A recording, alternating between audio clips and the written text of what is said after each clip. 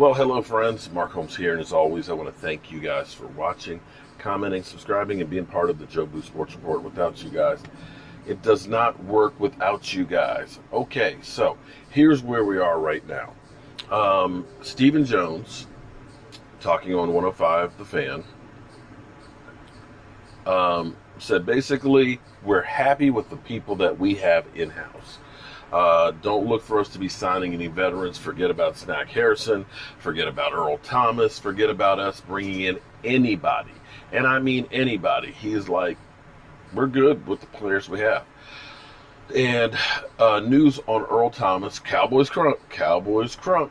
Here you go, buddy. I know you're on the Earl Thomas bandwagon train and everything else, but he's actually visiting the Texans. The Texans, another team that's on life support right now.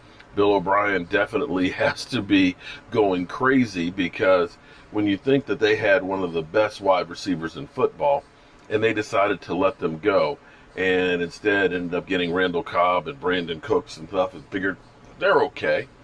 You're now looking at Deshaun Watson looking like an average quarterback after paying him $39 million. This is one of those cases that you can be a great passer, but if you don't have somebody who's there that's great to catch it, you're in trouble. And they're having problems, of course, on the back end like we are. Now, make no mistake about this, guys. I know all the Dak Prescott trolls and haters and everything else out there want to look at, saying, this is Dak Prescott's fault, because he made a mistake here and he made a mistake there and they're a mistake, he had that last play, man, he should have thrown it out of bounds, or, he should have run out of bounds or something. You know what?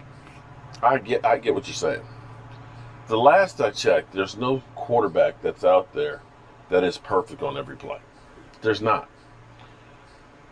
But when you are now one of two quarterbacks that in back-to-back weeks have thrown for over 450 yards in a game, out of 100 years of football, the Cowboys got 100 problems, but I'm not sure that Dak Prescott is the biggest one right there.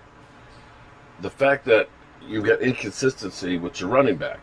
He couldn't catch the ball at all, and he couldn't run the ball. Now, a lot of that was the offensive line, and they did better. We don't know what's going on with Lyle Collins. Stephen Jones basically reiterated that, we're not sure that he's going to be ready this week. We don't know if Tyron Smith's going to be ready. They seem to have found something with reshuffling the line, moving Zach Martin out to tackle, bring Badass in, moving Looney to guard. That they made some stuff. Terrence Steele, some people thought he got benched, but he actually had food poisoning where he had 3 IVs the day before and had one before the game, I believe. And, body just shut down. I guess he had some bad tacos or something. I don't know what, but you get bad food poisoning. I tell you, it'd be hard to be holding up the edge. I tell you that. It would be hard. So maybe he'll get back. That'll help some. Maybe we get Tyron Smith. Who knows with Lyle Collins. But this team and this defense, which right now has no place else to go but up. Let's call it what it is. The defense has no place to go but up. We're talking about historically bad. I believe the 77 or 79 points that we've given up in 3 games is an NFL record. It's definitely a Dallas Cowboys record. And so, in the lack of takeaways, we got to get the ball. Now, I will still say, 1, you're playing Russell Wilson, who's an incredible quarterback.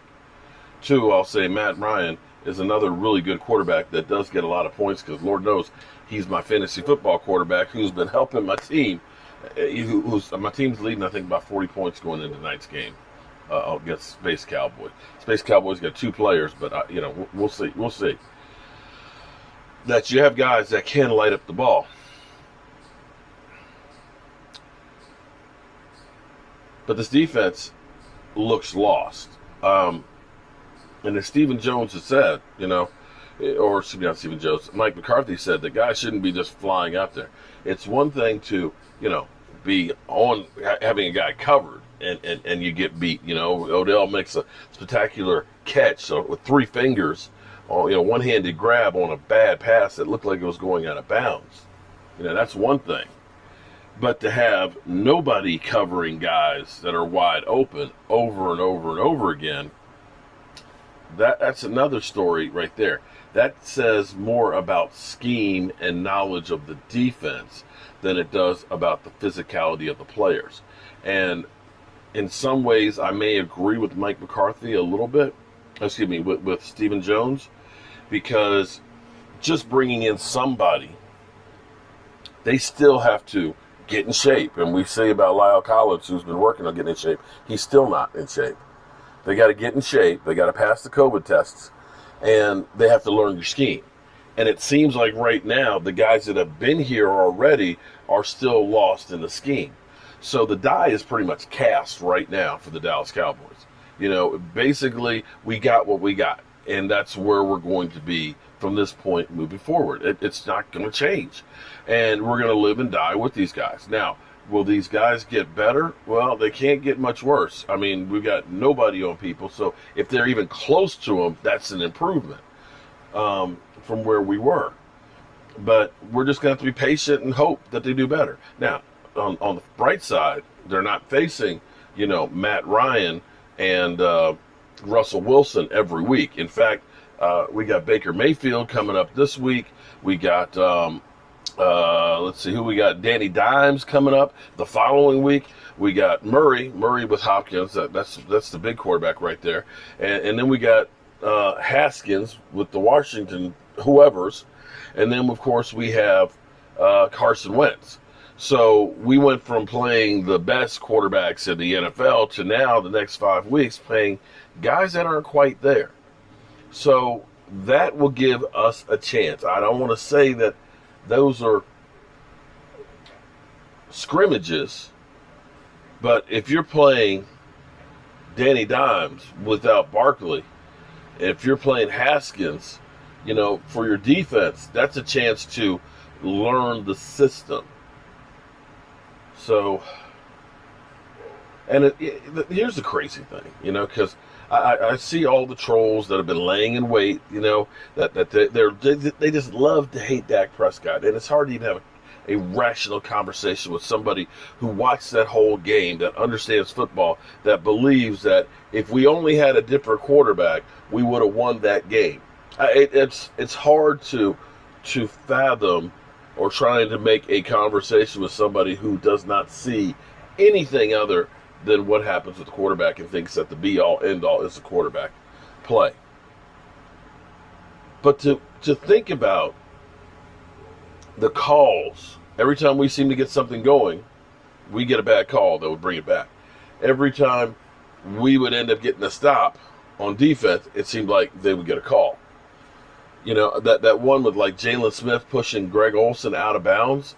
Come on, man. That push was not.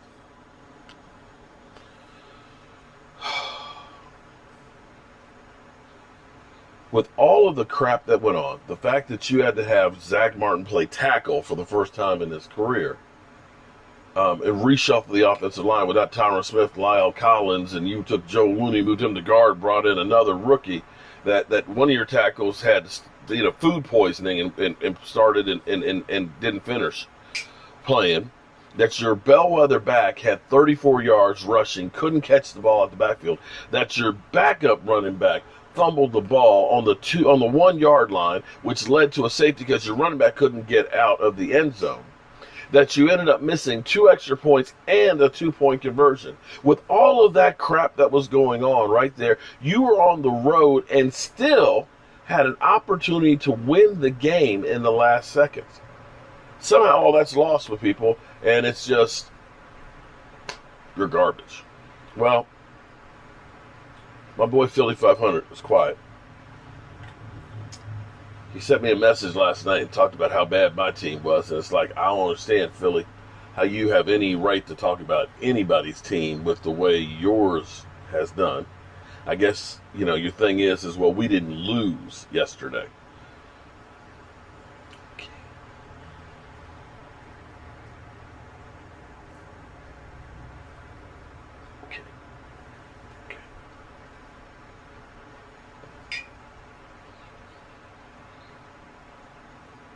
This season is still young. And I always like to break a season down into quarters. All right. If you break a season down into quarters, what you need is you need 2 of the quarters that you got to go at least 500. Okay? 2 and 2. The other 2 quarters, you need to go 3 and 1. Okay? You get a win this week against the Browns. That's 2 and 2. Then you got the Giants, the Cardinals, Washington, and the Eagles. We should be able to go 3 and 1, at least there. And if that's the case, puts you on track still to be 10 and 6. And buddy, by the looks of our division right now, 10 and 6 will run away with it. Now, our team right now has the 5th easiest schedule left. You know what the Eagles have? Worst. They have the hardest schedule left. So, I'm not ready to give up hope yet. Things will get better. We will get some guys back from IR. Sean Lee, Leighton Vander Esch, Awuzie, Anthony Brown.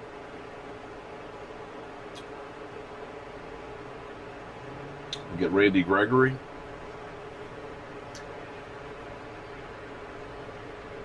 We'll be okay. All right, y'all. Hope you tune in tonight. We're going to probably start off early for our live stream because, well, hey, we have Kansas City, here I come, along with the Ratbirds. So we'll do the live stream from out here tonight. I'm Mark Holmes, and well, I'll see you then.